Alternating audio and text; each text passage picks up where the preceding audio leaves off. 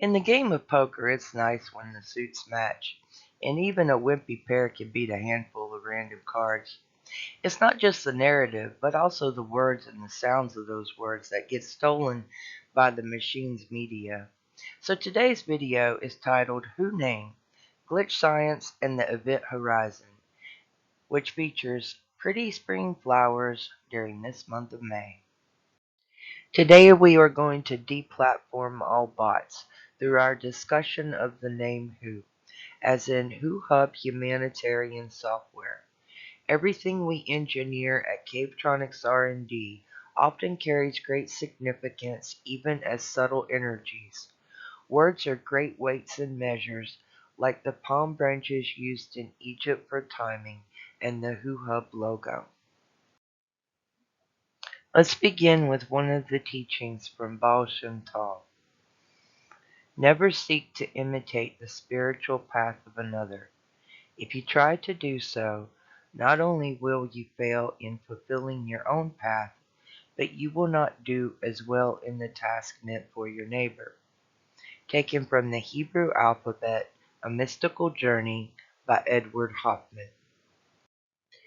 The blue and white character on the upper right is the Hebrew letter He, which equates to the 8th English letter H, and it appears twice in the name Huhub. From a metaphysical aspect, we also see that the letter He or H appears twice in the Tetragrammaton. Now we know why that is, because there is a before and after. A rebirth, a resurrection, renewal, and rejoining of upper and lower. This letter signifies the Shekinah, and it can translate as breath, the soul, a living spirit, or Ruach, as in the Ruach HaKodesh. It is sometimes found in important name changes when there is a special union of the male with the female, such as when Abram became known as Abraham. I would like to read a description of the meaning of Who from various ancient cultures, which I obtained a snippet from a nice compilation generated by ChatGPT on March 6, 2023, which states, "The sound of Who has various meanings and origins in different cultures and spiritual traditions. In some ancient cultures, Who was believed to be the sound of the universe, representing the vibrational frequency of creation itself.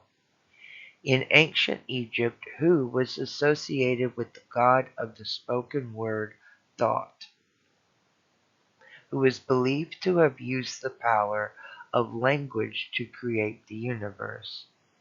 In Sufi mysticism, Who is considered a sacred name of God and is often used in chanting and meditation practices. In some Native American traditions, Who is believed to be the name of the first man or the first sound uttered by the Creator. In Tibetan Buddhism, Who is associated with the Buddha nature, representing the innate potential for enlightenment that exists within all beings. Due to the nature of Who Hub humanitarian software, we feel it is important to explain both the science and wisdom from many religions, cultures, mythologies, and personal experiences. Who Hub recognizes problems on a scale that has not been understood or harnessed in previous known sciences and technologies. It is advanced so that it can be potent enough to liberate humanity at this crucial moment. As mentioned in a couple of the introductory videos, WhoHub can be made as a standalone product or as part of government expansion, which is what we at Cavetronics recommend to be implemented everywhere. This may seem like globalization, but it works as a standardized web platform that illuminates the local culture rather than overwhelm it with repeated name brand stores. In WhoHub, the default setting for what you see will be from your physical hub. You can jump hubs, so to speak, from there to browse other areas just like you already do on the web. Unlike traditional concepts of globalization that dominated with particular branding, in WhoHub, the local flavor is highlighted and with all the benefits, details, and features that make this concept different. So instead of seeing faraway businesses in your daily ads or job listings in other states and towns too far to drive otherwise, each hub will promote businesses, job listings, goods and services for that area. And participation costs nothing and instead allows the opportunity for an incentivized wealth redistribution system. Logically, it is smarter to work within certain frameworks that can save human lives. Some companies have purported to do such things only to make a buck, which in turn has made many people fear such methods. I addressed this briefly in a previous video titled Eggnosis: Flaming Easter Eggs from Hell, wherein I described WhoHub's user constitutional rights, which puts users in control of their own data through strict permission settings tagged to every bit of personal data. Additional security features can include audio readout of those permissions, how they operate, and the outcome of that user's choice, as in what that may affect in the greater whole of the software design. Like everything we engineer at Cavetronics, we always think of the most effective and affordable methods to make products, which is why we felt that AI, that stays in the box, would be useful to big data analysis and produce statistical results on key issues targeted to help save humanity. Although real people can produce the work, AI can do it faster and within the time constraints with more accuracy than humans, which is why we at WhoHub are a proponent for the responsible use of AI now and in the future. As part of the new government structure, WhoHub can address problems on the local scale by bringing the matters of the people forward to the representatives. New interfaces for every representative in government will be created in WhoHub, which have the details necessary for the public, along with the statistics about their records and the areas they control. These interfaces will be a place where the public can speak, participate in polls, and submit suggestions online using very easy formats, made simple, comprehensive, and standardized so that everyone can learn where things are and how to participate in governments everywhere. Yet without adequate resources for such a large project, a collective effort could help us all make the leap. For those of you who were around in 2012 or before, when Cavetronics.com was up and running, you may remember Brian Prater's teachings on glitch science, which nowadays cross sections with the event horizon. And to tell us more about those and how they relate to where are at, I would like to bring on my husband, scientist Brian David Prater himself, to explain those to you, and we will end this video with his words. Hello, this is Brian D Prater. If you can look at the camera and say hi. Hi. Everybody wants to know you're alive. I'm alive.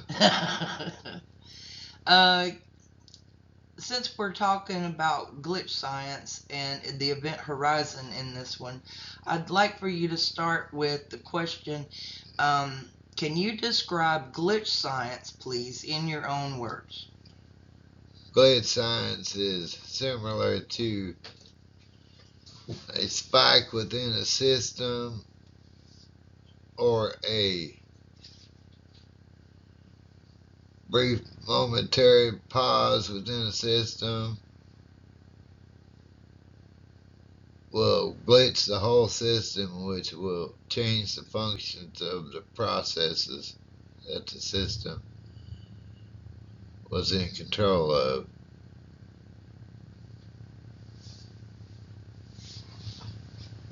All right. Thank you. Next question. Can you briefly explain the types of the event horizon? I can explain 3 types of event horizon. The first being the galactical, like out in the universe. A event horizon would be similar to a opening of the universe into a place which is in between the universe in the multiverse, separate away from the perceivable universe as we see where stars and planets are. That event horizon, it would be the galactical event horizon. And it would, sometimes we have like a mental event horizon where events give us information and we can learn from the processes of them events. And it broadens our horizon by being aware of the events and the circumstances of the events, which would explain the event horizon of our being aware of our consciousness. Then we have the spiritual event horizon, which would be in between being alive and being dead. It's could fall back to the glitch signs there, where your life is briefly abruptly malfunctioning due to the life interruption of the process of the system. Sort of like the power being shut off. It's going to cause everything to quit working. Glitch, similar to a heart attack, would be glitch signs on the human body when the heart stops. And then when they hit you with the paddles to get your heart going again, that'd be another glitch signs to jump it with electricity to make it start beating again, to restart the system.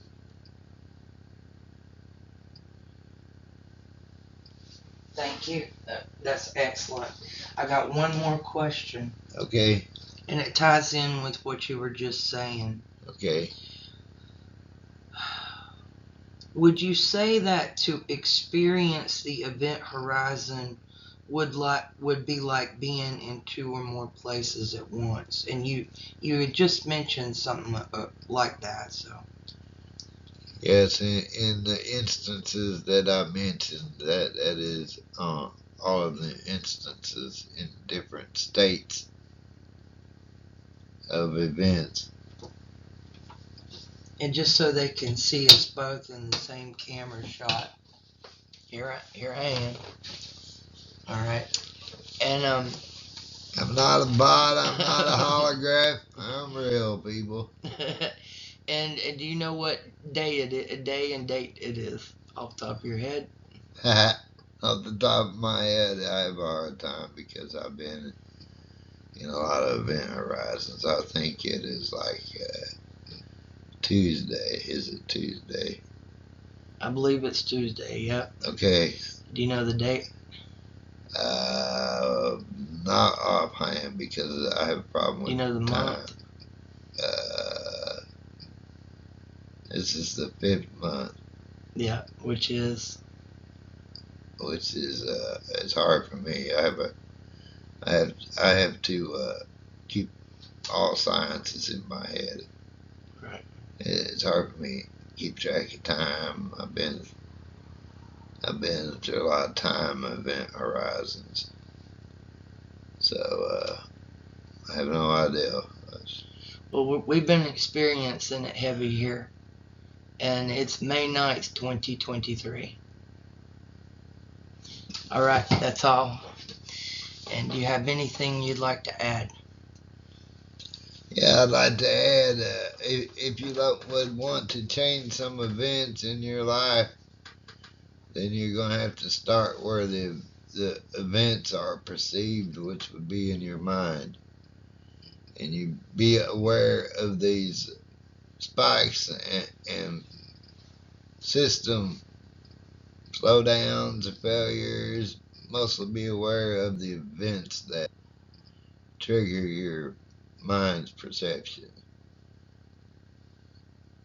based upon the output of the events within your system. Whether you allow to accept what comes out based on what goes in, you can control your processes in your mind, and you might feel better and start thinking better. Take control of your events and processes and understanding. Until then, I'll catch y'all later. All right. Hit the stop button here. Yeah. Okay.